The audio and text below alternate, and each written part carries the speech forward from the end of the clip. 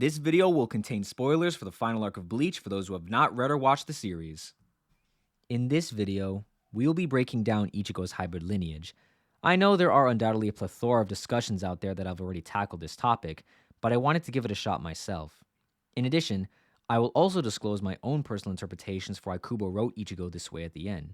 So without further ado, let us begin. Already firmly established since basically Chapter 1, but more so officially during Chapter 63, Ichigo is part Shinigami. Throughout the entirety of the Substitute Shinigami arc, he had primarily been using the power Rukia transferred to him until Byakuya severed his Hakusui, or soul sleep. However, he was unaware that our beloved Strawberry, which is one meaning to Ichigo's name if I remember correctly, possessed his very own Shinigami powers which were awakened as a result of Rukia's power transfer. This side of Ichigo is inherited from his father, Isshin Kurosaki, who was formerly the captain of the 10th Division 20 years prior to the main story. Isshin wasn't just any ordinary Shinigami, however, since he belonged to one of the four great noble families of Soul Society, the Shiba clan, which in turn makes Ichigo related to Kukaku, Ganju, and Kaien. It is stated in Chapter 162 that those of noble status within Soul Society possess greater Reryoku, or spiritual power, than the average soul, meaning from the get-go, Ichigo is naturally strong internally. As a Shinigami, Ichigo has access to a Zanpakuto, which means he can utilize both Shikai and Bankai, plus can perform Konso to cleanse souls and deal with hollows. He also has access to Zankensoki, the 5 basic Shinigami combat techniques, Zanjitsu, sword techniques, Hakuda, hand-to-hand combat, Hoho, high-speed movement, and Kido, spells. He has already displayed the usage of the high-speed movement technique known as Shunpo, while Zanjitsu and Hakuda specifically are already compensated for since Ichigo is a natural brawler, plus his training by Kisuke, Yoruichi, and even Zangetsu. Although he can learn Kido, it seems unlikely since Ichigo's combat style has always been more direct and straightforward rather than complex.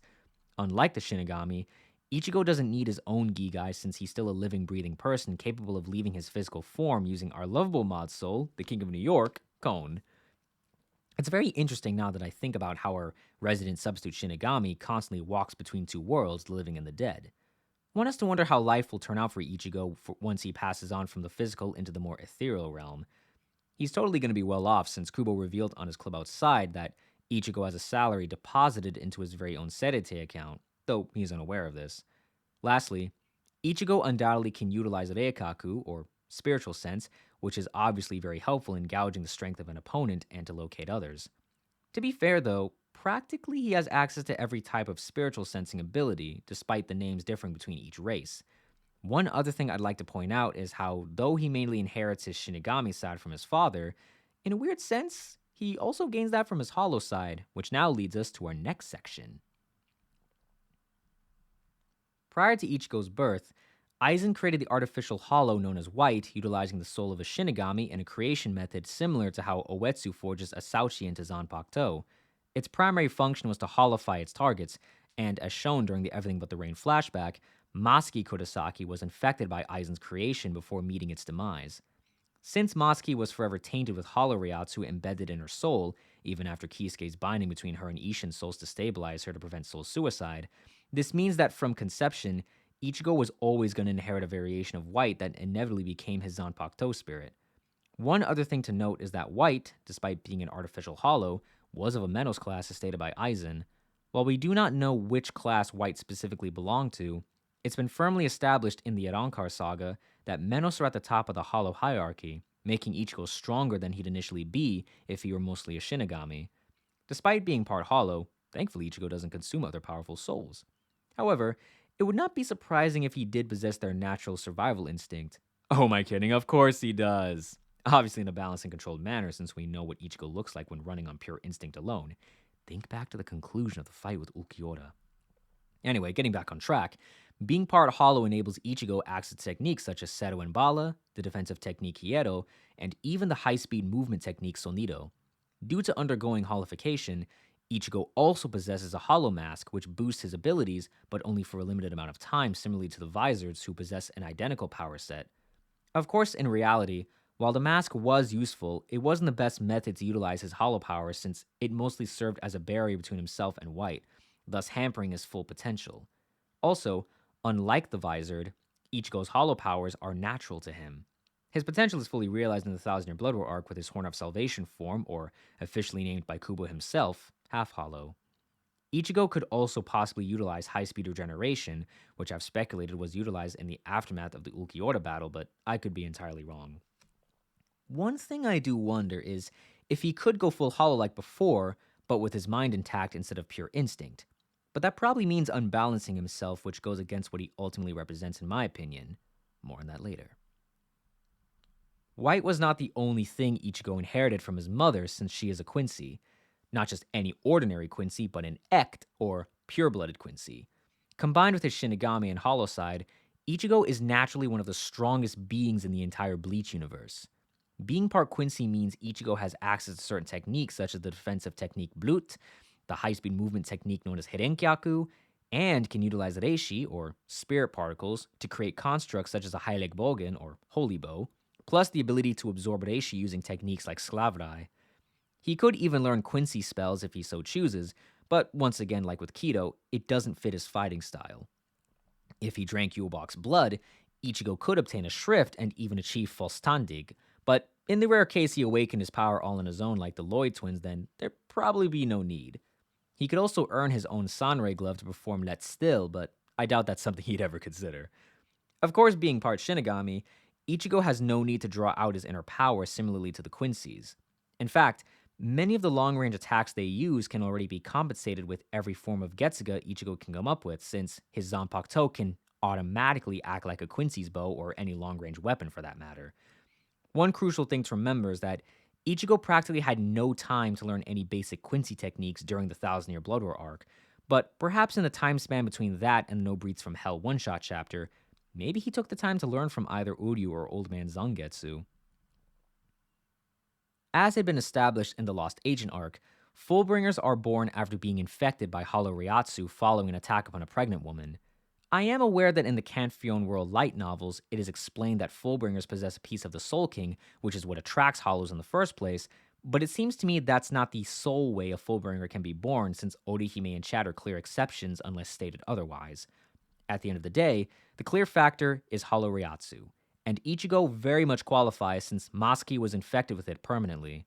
As a Fullbringer, Ichigo can draw out the souls embedded into physical objects, and specifically whatever he is attached to personally, which is, of course, his Deputy Combat Pass. He can also utilize the high-speed movement technique Bringer Light. Sadly, this side of Ichigo is the least developed due to it being stolen by Ginjo at the climax of the Lost Agent arc, though there are clearly still some traces of it left considering his appearance after regaining his Shinigami powers courtesy of Kisuke and the Gotei 13. Despite being a hybrid, it doesn't change the fact that Ichigo is still fundamentally human, albeit a spiritually aware one even before he met Rukia in Chapter 1. His human side comes from both parents since Ishin had to become a human using Kisuke's special Gigai to save Masuki's life, while Quincy in general are simply spiritually aware humans that inherited their power from Yulbach, and by extension Adneus, aka the Soul King himself. There's also the fact that in a technical sense, all the races in Bleach stem from being human in some capacity. Shinigami are, for the most part, just powerful souls given a tool, Zanpakuto, to draw out their inner power, even though reproduction is still possible in the Soul Society without having to pass on from the world of the living. The same thing applies to most Hollows, who are primarily human souls that became corrupted over time, even when natural reproduction is also possible among them, something Kubo confirmed on Club Outside. Both Quincy and Fullbringers are essentially advanced forms of spiritually aware humans that inherited something from an external source. For Quincy's, that would be both Yulbach and Adneus, and for Fullbringers, Hollow Ryatsu, plus a piece of Reo when taking the light novels into account.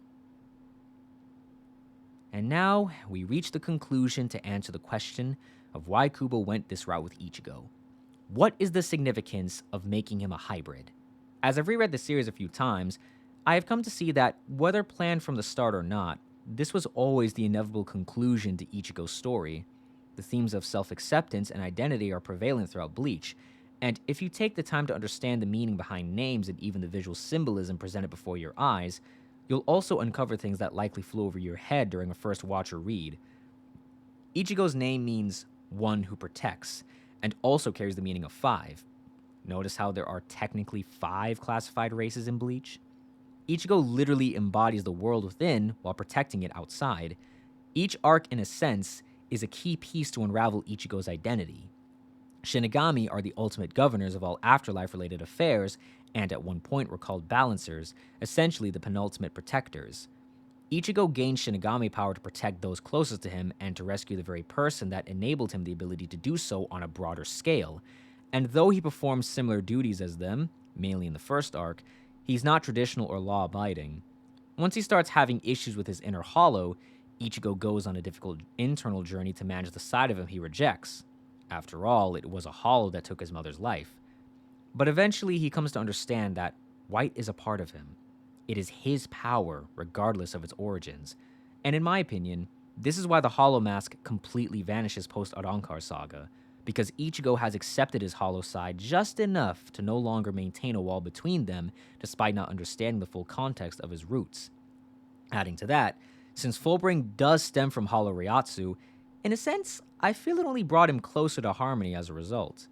Speaking of his roots, learning he is part Quincy becomes the final core piece of the puzzle for Ichigo to truly understand who he is and where he belongs in the world. He gains clarity after Ishin tells him the story about how he and Masuki met, along with what truly led to her death on that fateful day in June 17. Now that he no longer blames himself for his mother's death and realizes how interconnected he is to the worlds of Bleach since birth, he has the resolve to earn the right to have Zangetsu restored and become a full-fledged Shinigami in spirit. Despite the lies, misunderstandings, fear, and despair he struggled with throughout the series, it doesn't change the fact that Ichigo is and always will be a protector, not just for his world, but for all worlds, regardless of being a hybrid being that shouldn't possibly exist, yet here he is. In some way, I compare Ichigo to the Soul King, who is implied to have been a special being like Ichigo in the light novels, but was mutilated and sealed away as a linchpin to maintain the balance of the three-world system created. Perhaps this is why the Soul King, or more so Ichibei, is interested in him. Ichigo is the ultimate representation of balance. Unlike the Soul King, who maintains external balance yet lacks agency, Ichigo achieves this from within and brings it forth whenever he gets involved in a major crisis, such as the event showcased in Thousand Year Blood War. It's a good thing he avoided the same fate as Adneus, since at the end of the day, Ichigo is just a normal guy who did not ask to be thrust into all this spiritual warfare, but still participates regardless if it means protecting what matters most to him. Anyway, those are just my thoughts and interpretations. I've really come to appreciate the character of Ichigo Kurosaki during my recent reread of Bleach, so I wanted to share a bit of what I came to discover using this video. I could attempt an overall walkthrough about Ichigo's journey from beginning to end in the future, but we'll see. Of course, I'm no expert when it comes to doing an in-depth comprehensive analysis on story and characters like some of my favorite content creators, but I'd like to give it a shot. Let me know what your interpretations are regarding the significance behind making Ichigo the ultimate hybrid, since I love reading other interpretations regarding an author's work. With that being said, thanks for watching and have a good day.